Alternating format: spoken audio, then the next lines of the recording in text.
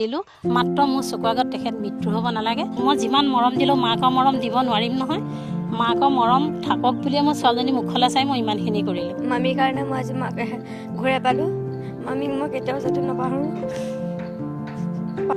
এগৰাকী দৰিদ্ৰ পৰিয়ালৰ মহিলাই ওচৰ চুবুৰীয়াৰ বাবে সমস্ত গাঁঠিৰ ধন ভাঙি মাটি বাৰী বেচি সকলো শেষ কৰি এটা জীৱন বচালে, এটা পৰিয়াল বচালে।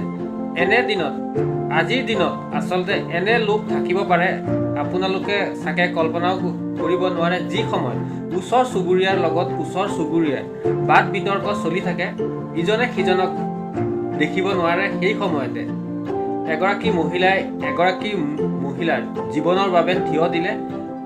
যিটো কাম ডাঙৰ ডাঙৰ লোকে কৰিব নোৱাৰে, আচলতে ধনী ধনী লোকে কৰিব নোৱাৰে, সেই কাম আচলতে এগৰাকী দৰিদ্ৰ পৰিয়ালৰ মহিলাই কৰি দেখুৱালে। তুলা দাস নামৰ এগৰাকী মহিলাৰ জীৱন বচালে। লখিমপুৰৰ জৈনপুৰৰ এটা ঘটনা আপোনালোকৰ কাষলৈ লৈ আহিছোঁ।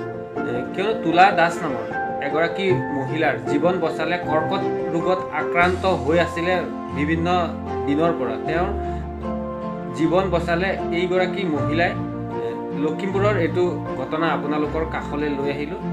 দুখজনক বিষয়, আজিৰ দিনতো মানৱতা বুলি যে বস্তু আছে এইখন অসমত, তাকে প্ৰমাণিত কৰিলে।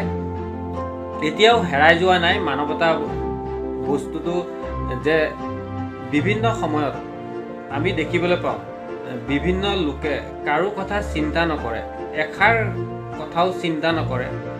কোনোবা যদি পৰিও থাকে তাক চাবলৈ এটা সময়ো নাই।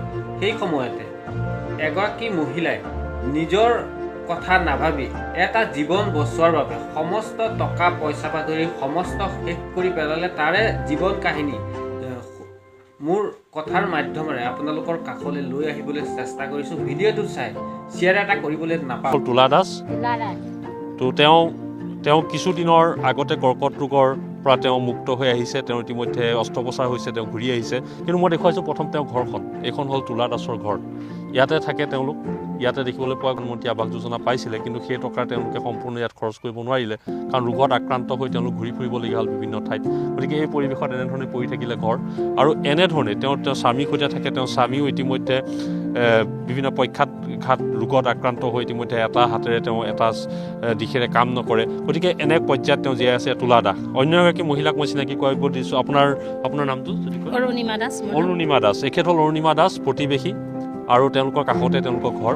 মই এতিয়া এই কাহিনীটো ক'ব বিচাৰিছোঁ যে কেনেধৰণে এই মানুহগৰাকীৰ জীৱন কেনেধৰণে তেওঁ বচালে, তেওঁৰ প্ৰতিবেশীয়ে বচালে, সমগ্ৰ কাহিনী। মই আপোনাৰ ওচৰলৈ আহিছোঁ যে কি হৈছিল গোটেই ঘটনাটো যদি মানে কি হৈছিলে মানে এনেকুৱা হ'ল কাহিনীটো। প্ৰথম যেতিয়া তাই মানে দাঁতৰ বিষ হ'ল, দাঁতৰ বিষ হোৱাৰ পিছতে দাঁতৰ মানে মুখখন ফুলি গ'ল। ফুলি যোৱাৰ পিছত মই এদিন সিদিন চাওঁ কি হৈছে বুলি সুধোঁ। তেতিয়া তেওঁ কয় বোলে মোৰ দাঁতটো এনেকুৱা হ'ল। মই ক'লোঁ চাওঁ বুলি ক'লে এনেকৈ দেখাই দিলে। তেতিয়া দাঁতটো মানে গেলি পৰিছে। মই ক'লোঁ এবাৰ ডক্টৰক দেখাই আহোঁ।